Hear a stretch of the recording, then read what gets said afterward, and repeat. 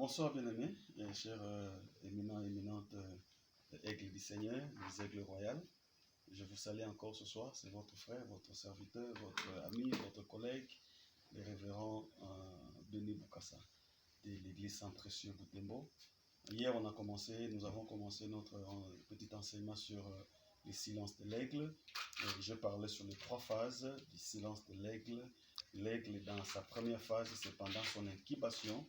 Quand il est en train de couvrir ses œufs, il est dans un moment de silence pendant 43 jours, 1 mois et demi. Il est très calme, il est dans le silence. C'est pour faire naître et donner vie et assurer sa progéniture et sa succession. Alors aujourd'hui, je vais ajouter encore les 2 phases qui nous est restées.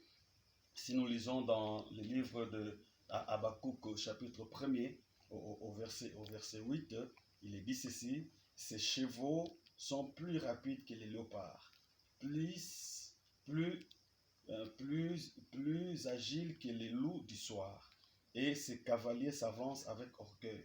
Ces cavaliers arrivent de loin, ils volent comme l'aigle qui fond sur sa proie.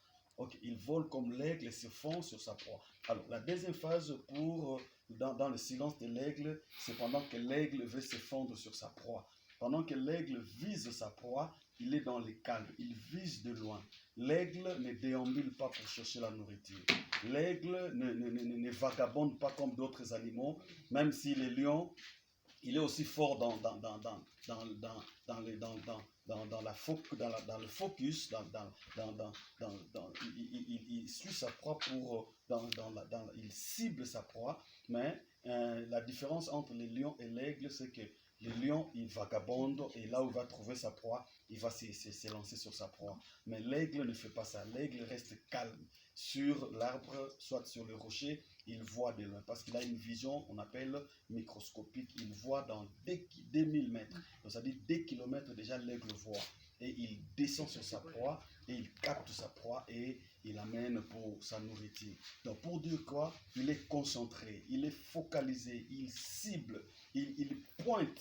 Hein, il ne déambule pas, il ne vagabonde pas.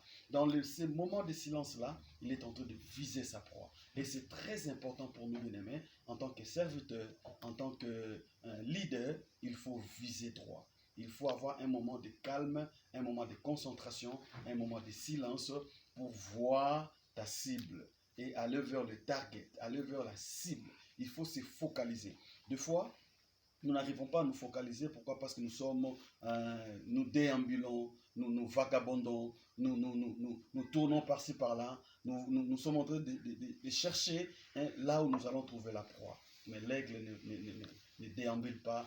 L'aigle n'a pas ce temps-là de perdre ce temps-là. Il cible et il tombe sur sa proie. Et c'est très important pendant ces moments-là. Il faut bien se focaliser. Beaucoup des hommes de Dieu, ils ont des talents, ils ont des charismes, ils ont l'onction, ils ont la matière, mais ils ne se focalisent pas. Il faut rester un peu calme, silencieux là, pour se focaliser sur sa proie. Et c'est ce que l'aigle fait. Il reste calme, il est sur l'arbre ou sur le rocher. Il voit de loin à 2000 mètres, à 2 kilomètres. Il cible et il descend et il prend sa proie.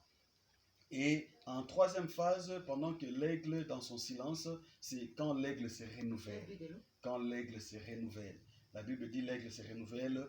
Hein? Il y a quelqu'un qui nous a parlé de ça, l'aigle se renouvelle. Pendant qu'il vieillit, il y a une membrane qui sort dans son bec. Il y a ses ailes qui n'arrivent plus à affronter la tempête. Et il a besoin de se renouveler. Et il entre dans le rocher pour se renouveler. Il se déshabille, si je peux me permettre. Il prend ses plumes, il se frotte. C'est un moment très douloureux pour l'aigle. Le sang coule de partout. Sur son bec, il prend son bec. Pendant que ces membranes-là, il prend son bec là, il tape sur les rochers et la bec essaie un peu de se casser pour se renouveler. Il prend ses griffes ou ses griffes qui n'arrivent plus à capter la proie. Il frotte sur le rocher et tous les ongles se coupent et la membrane se coupe et les poils, les plumes, pardon, je m'excuse, les plumes ne sont plus. Il est comme s'il est dénudé, il est dépouillé, il est dans sa faiblesse là. C'est ça le silence de l'aigle, la 3e phase de son silence. Il est dans les rochers pour se renouveler. C'est un moment très très difficile. C'est comme la croix, hein, un moment de silence. À la croix, il y avait les moments de silence. Jésus a crié.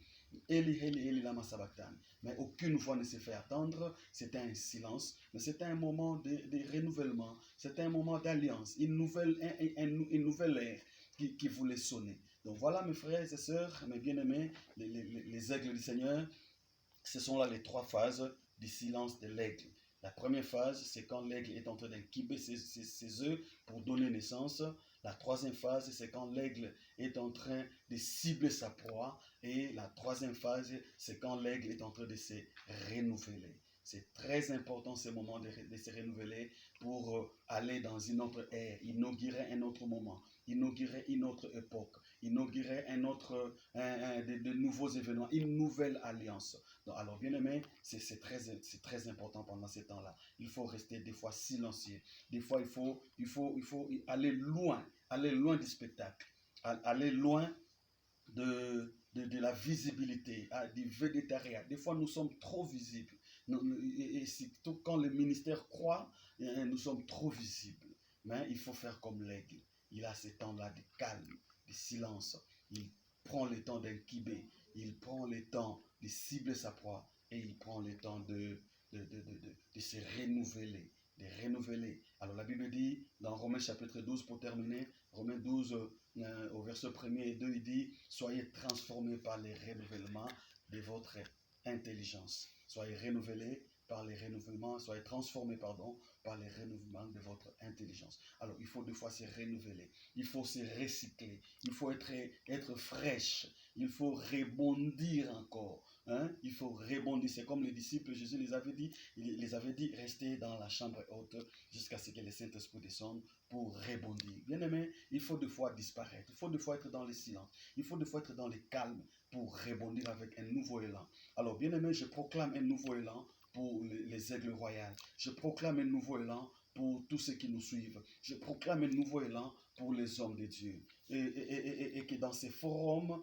les aigles de l'Éternel, que Dieu puisse renouveler son serviteur. Je ne sais pas dans quelle situation, je ne sais pas dans quelle position, mais le silence de Dieu n'est pas son absence. Même à la croix, Jésus est resté silencieux, mais c'était une victoire, c'était un pari gagné, c'était une coupe à élever, bien-aimé. Tu as une coupe à élever. Même si tu es dans le silence, Dieu est avec toi. Même si tu es dans le silence, Dieu est en train de renouveler ton ministère. Dieu est en train de renouveler ta foi. Comme on a dit hier, ces moments de confinement vont passer, mais il y aura des ministères qui vont naître, des visions qui vont naître. Que Dieu vous bénisse de partout où vous êtes.